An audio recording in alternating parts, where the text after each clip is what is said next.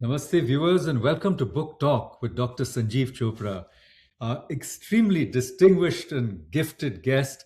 We've already been talking to him about his path breaking book on Lal Bahadur Shastri, the Great Conciliator. Sanjeev, can you please hold up the book one more time? Was as many times as you want, as many times. I urge our viewers to buy this book. I went just yesterday on Amazon, but it's already sold out. It's good news, but we have to tell the publisher, I think Bloomsbury, right, to They're make bringing sure. out the paperback in both Hindi and English this week itself. This week. Fantastic. Congratulations once again. So, we are continuing with our journey with Lal Bahadur Shastri and Dr. Sanjeev Chopra. So, we last time spoke about his long political apprenticeship.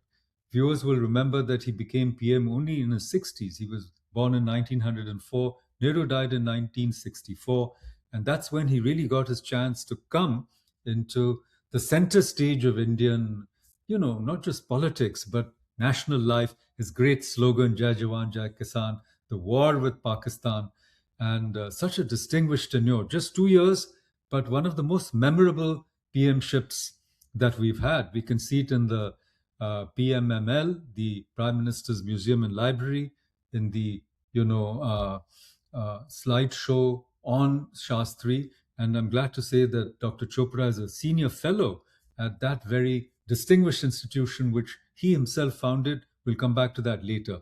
But you told us last time of his, youth. He was an orphan, how, he grew up, his great moral fiber and courage. But can you tell us about his five, jail terms? Being a Yes, jailbird was actually preparation for greater things in those days.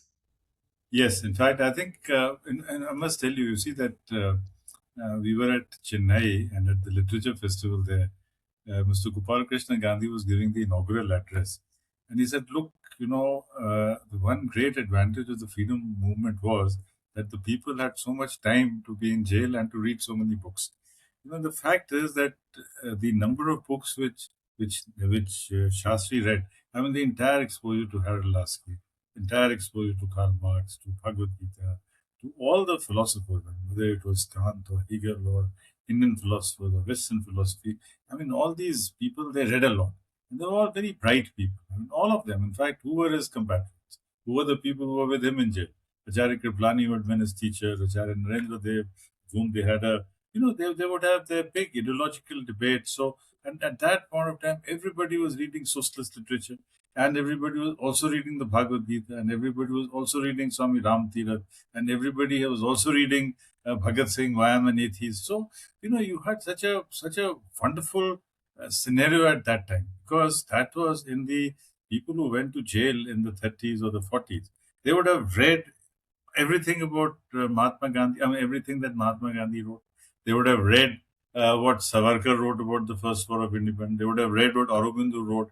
They would have read Ambedkar. They may not have read because Ambedkar had not yet become a popular or an iconic figure. But they would certainly be aware of Jyotiba Phule. They would certainly have been aware of so many things, and all of them were thorough as far as the political theory is concerned. And they were also very fond of Mirza Ghalib. They were fond of Faiz. All these. Not Faiz, because Faiz was a contemporary, Yeah. but Mirza Ghalib and Momen and all these people. So the entire ethos in jail was one of learning, was one of scholarship. They would have their regular musharas. They would have their kavi sammelans. They would have their Hindi writing. They would learn different languages from each other, and it was a great time. It was a great time. Now, what the most memorable, the thing which I want to tell about Al Bahadur Shastri is that the Kashi Vidyapith's degree was not included as a degree in terms of classification of the caddies or the prisoners. If you were a graduate from a British or from a university which was recognized by the government, then you got a B class in jails. You had that. Remember, you had that A class, B class, C class in jails. So in the first round, because he was a graduate, he was a Shastri. He was not classified as a graduate, so he was given C class treatment. A part of his C-class treatment was that he was actually, you know, asked. I mean, he was yoked, Hard and labor, hard labor. they had to sort of move around and crush the crush a certain amount of mustard to get the oil. And physically, as you're aware, the weak frame. And so he stopped for a moment to, to clear the sweat from his brow. And a very insensitive, rather, one should say, a very cruel or a very malicious kind of a jailer came and gave him one tight slap to Shastri, to Lal Bahadur.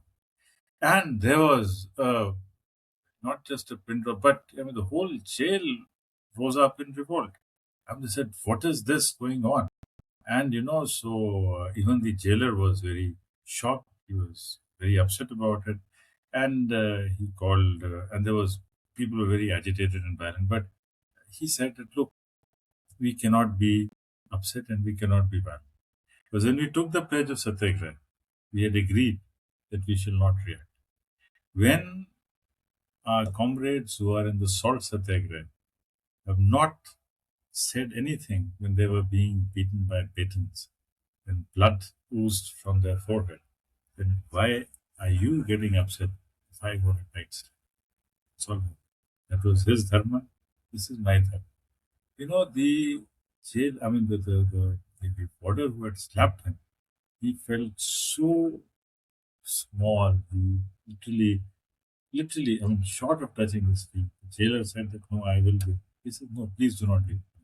But that is the character of this man. That is this. That is the man. Last time we discussed that was his resignation a political stunt. No, his resignation was not a political stunt.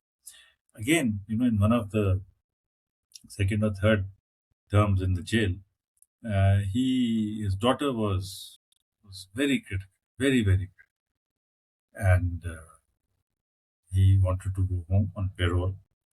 And then it was said that you can go on parole if you sign a bond saying that you will not participate in any political activity. He said, "I am not going to do that. I have a genuine reason to go. If you feel that I can go home, I'll go home. Otherwise, it's okay." The district magistrate intervened and said, knowing his character, just let him go. And so he was given 30 days of parole. The day he came home, his daughter died. And next day he went back. And everyone said that, "Look, you got 30 days of parole." 30 days. He says, "No, but I was given parole to take care of my daughter. She's no more.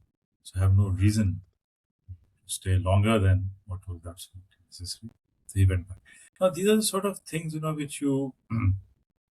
which one realizes about him. It is not that he was not, I mean, it was not that he was not concerned or that he was not a human. I mean, he had a lot of love and sympathy for his daughter. In fact, let me read you, some lines which he wrote when his daughter died, and I'd like to read it out to you.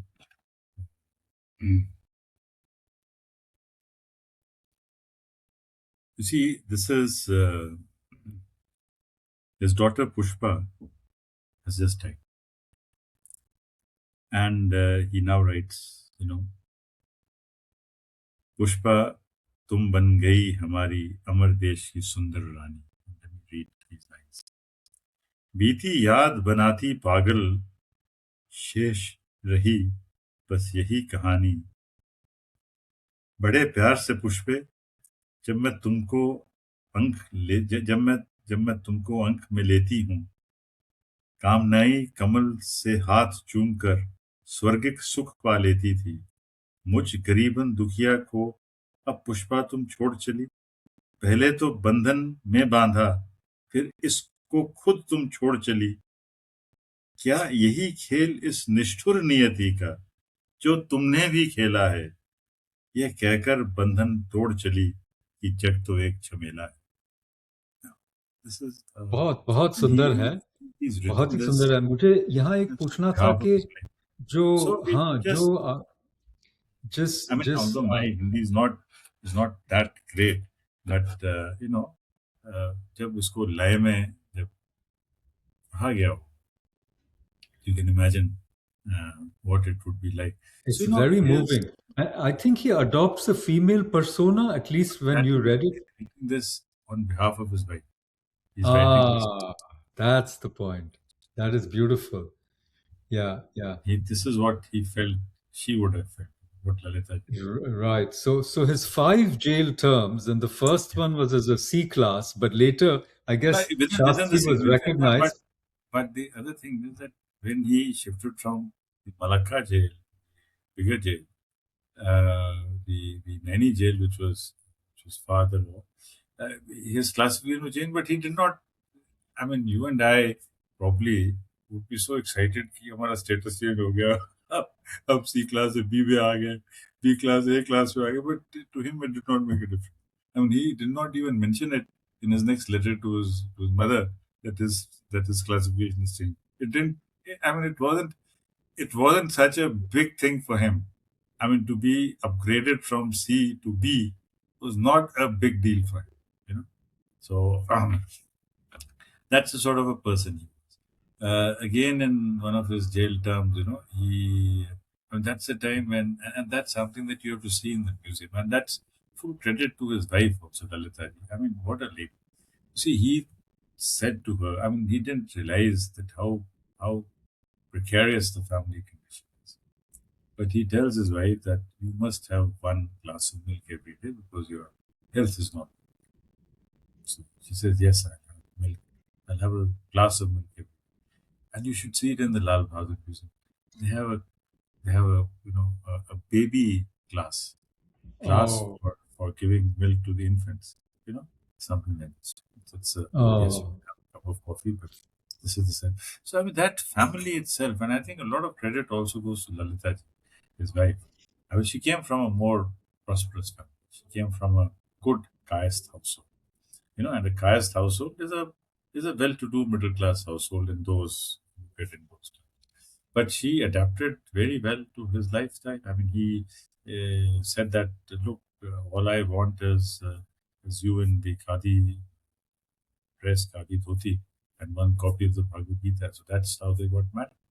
And so it's a life of sacrifice. It's a life of great companionship. It's a life of it's a life which can be emulated.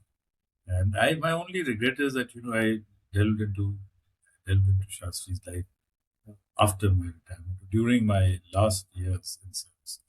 Uh, what if I'd started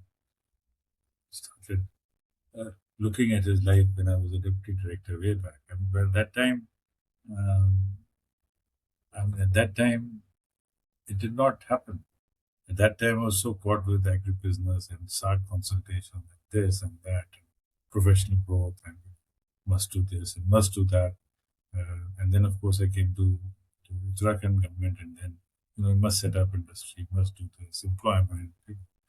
So so I did not.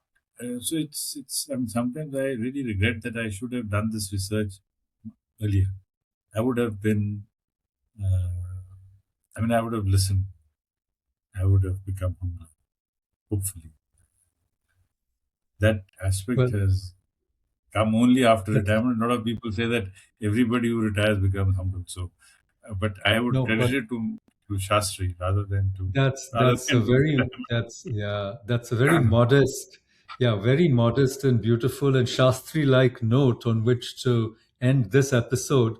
But viewers, we'll see you soon. Thank you, Sanjeev, for joining us, and we will continue our discussion on Lal Bahadur Shastri, the Great Conciliator, the book that you've published, and Hindi edition is also coming out very soon. Thank you. Namaste. Please like, share, and subscribe to our channel and send us your comments and join us soon. Namaste.